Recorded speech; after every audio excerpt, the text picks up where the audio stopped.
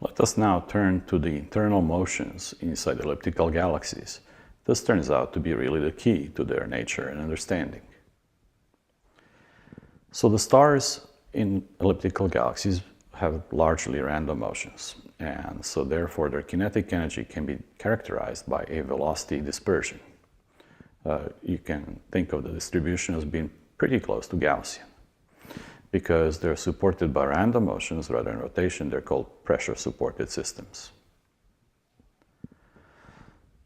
And the way we usually measure this is through Doppler broadening of their absorption lines. As I'm sure you know, spectra of galaxies composed of stars have many different absorption lines due to different elements.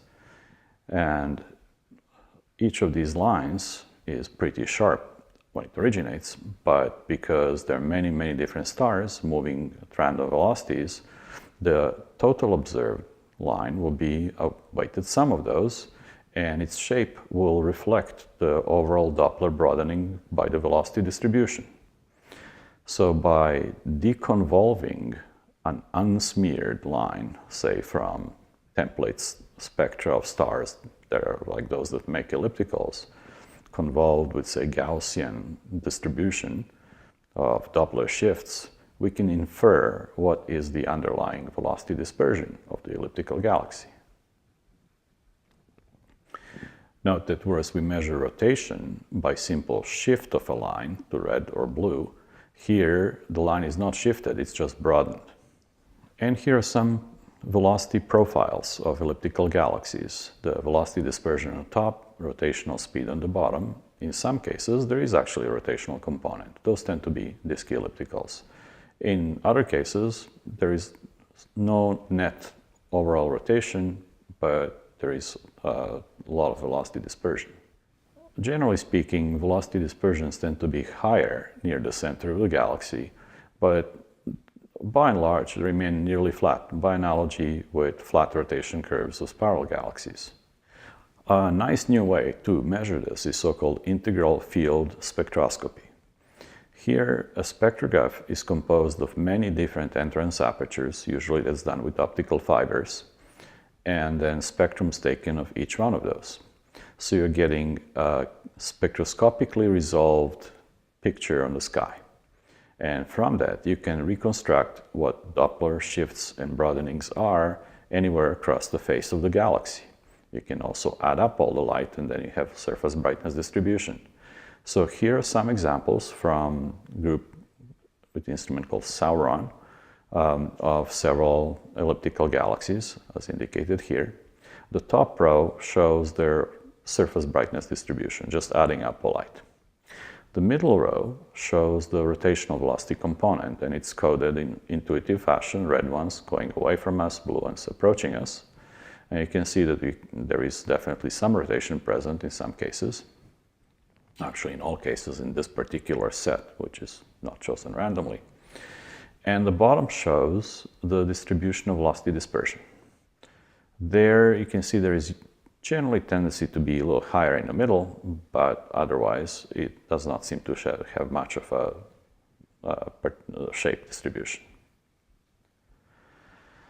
So when velocity dispersions and rotational speeds were measured for ellipticals, to everybody's surprise back then, it was found out that shapes are not all due to the rotational velocity.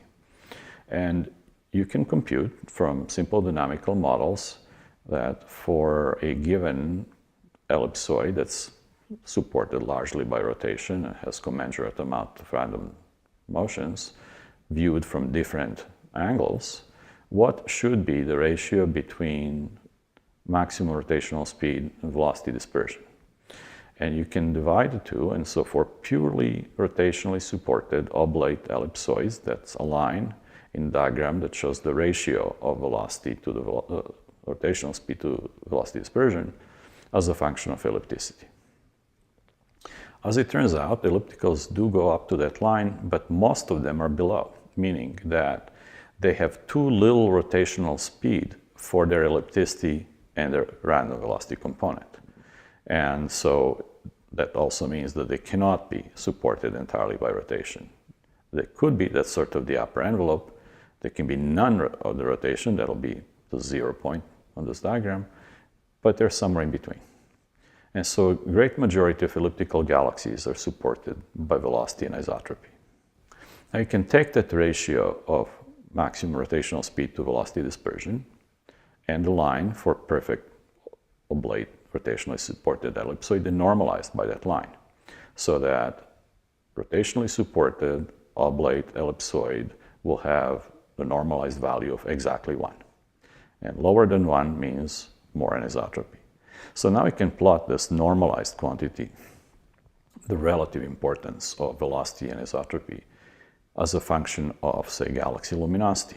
And it was found that more luminous galaxies are more anisotropic. This can be understood as a consequence of random merging. You may remember that disks have to involve dissipative formation. You have to dissipate energy, not angular momentum, get a disk, then make stars. Whereas random merging does not preserve rotation, it scrambles up any rotation and just creates pressure-supported system. So if indeed you build up ellipticals through random merging, then you would expect the more luminous ones to be more anisotropic, and that's exactly what we see. As we measure spectra, we can tell about chemical composition of stars, not just their velocities.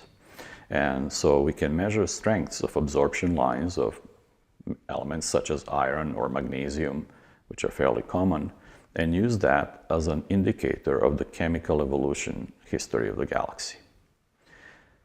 So it was found that elliptical galaxies are more metal-rich near the middle than on the outskirts. That is, there was a more recycling of interstellar material through subsequent episodes of star formation in the central portions. Now, you cannot do this through merging. In fact, merging will scramble any such arrangement. So there has to be a dissipative self-enrichment component to the formation of ellipticals that then reflects itself through this dependence of stellar population as a function of redshift. Now, spectra are hard to obtain because they require long observation times. A much easier thing to measure are colors, which are ratios of fluxes into a different filter. Now, it turns out that more metal-rich stellar populations have more absorption lines in the blue part of the spectrum, removing some blue light. So the more metal-rich populations will have a redder color. And you can measure colors fairly easily, use them as a proxy for the metallicity of galaxies.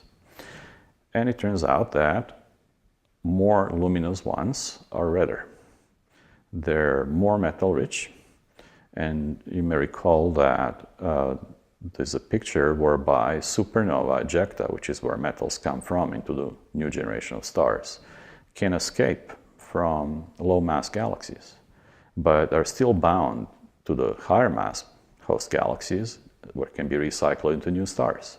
So it makes sense that subsequent episodes of star formation in deeper potential wells, in more luminous, more massive galaxies, would result, after a little while, in a more metal-rich stellar population. So we see that both within individual galaxies, more metal-rich stuff near the middle, and between different galaxies, the more luminous or more massive ones retaining more of their metals.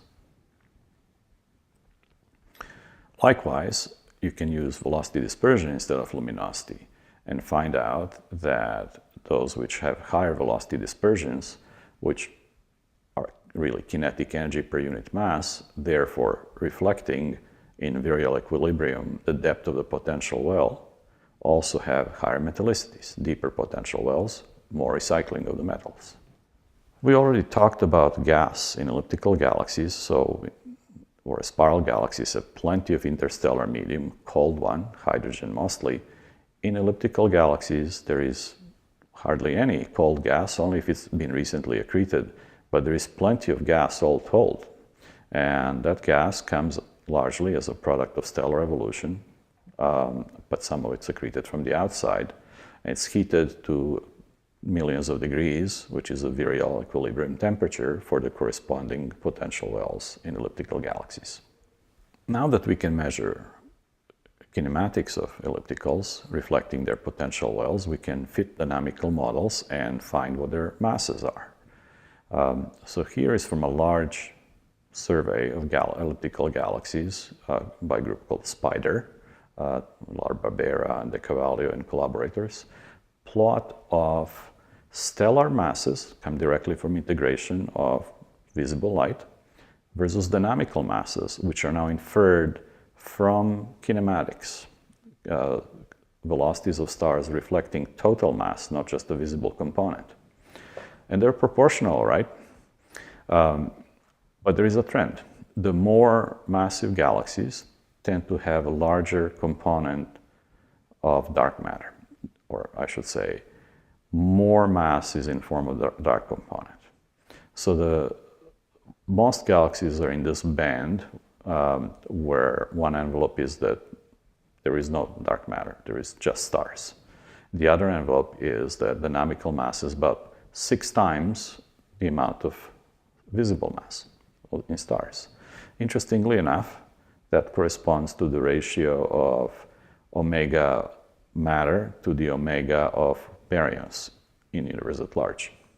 If you can think of stellar mass as proxy for luminosity, then that means that mass to light ratios will be higher for the more massive galaxies. And that's indeed what's seen through a number of other pieces of evidence. So fitting dynamical models in detail to galaxies, we can figure out exactly what their masses are, and you can plot mass to light ratio versus luminosity or versus mass, and here they are. The more massive or more luminous galaxies tend to have higher mass to light ratios, which a priori need not specify the amount of dark matter. It could be there is invisible baryons, but there are good reasons to believe that, in fact, most of this is due to the relative abundance, relative amounts of dark to luminous matter within the regions where we measure this. Now, notice that qualifier. We remember that we already talked how in galaxies, baryonic component is more condensate than dark matter. Dark matter halos are fluffier, dominate more at large radii. This is certainly true in elliptical galaxies as well. So if you're measuring velocity dispersions and whatnot in the luminous parts of the galaxies, you're liable to be finding mostly luminous baryonic mass. If the ratio of distribution of dark and luminous matter changes as a function of mass, so the halo distributions are more extended, but the light distributions tend to be more condensed for smaller galaxies, as is indeed the case if you remember how surface brightness profiles depend on luminosity, well then you would expect to see just this.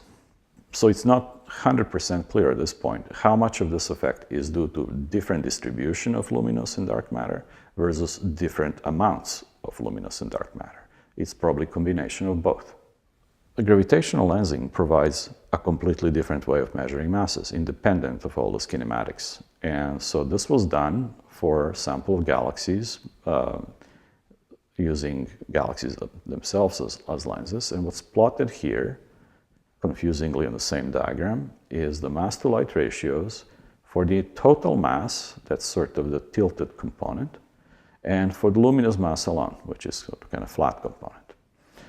And we find out that for the luminous mass alone, mass to light ratio doesn't change as a function of mass, meaning ellipticals of all different masses have the same stellar populations, and consistent with what we expect from stellar evolution models. But there is always more total mass, so higher total mass to light ratio, and more so at higher mass end, which is exactly what you've seen from previous diagrams, but this time measured in a completely different way, thus giving us some confidence that this is in fact correct. Yet another independent way of assessing this is through their X-ray profiles. Just like we used X-ray measurements to constrain masses inside clusters of galaxies, you can do the same thing inside elliptical galaxies. And there again, you find out, using X-ray gaseous test particles, that the ratio of total or non-luminous mass to the luminous ones increases as a function of radius. Next time, we'll talk about supermassive black holes in galactic centers and something that's completely unrelated, dwarf galaxies.